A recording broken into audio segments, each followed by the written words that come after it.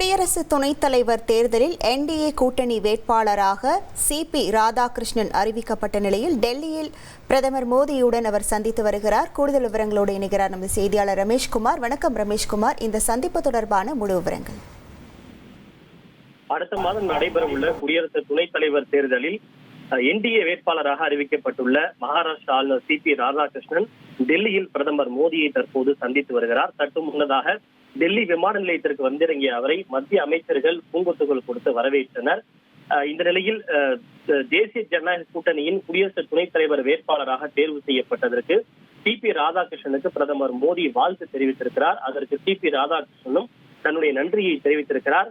நீண்ட ஆண்டுகள் பொது சேவை மற்றும் பல்வேறு துறைகளில் அவர் ஆற்றிய அனுபவம் நமது நாட்டை பெரிதும் வளப்படுத்தும் எனவும் அவர் எப்போதும் வெளிப்படுத்திய அதே அர்ப்பணிப்பு மற்றும் உறுதியுடன் தொடர்ந்து தேசத்திற்கு சேவை செய்வார் என தான் நம்புவதாக பிரதமர் மோடி தற்போது தெரிவித்திருக்கிறார்.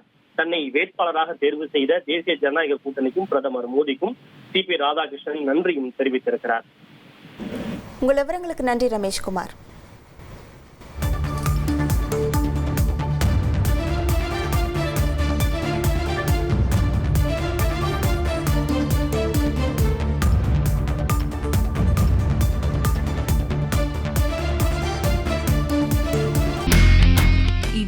செல்லும் இடமெல்லாம் செய்தி.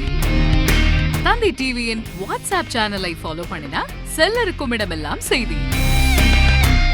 இதோ QR கோட் இப்பவே ஸ்கேன் பண்ணுங்க, ஃபாலோ பண்ணுங்க.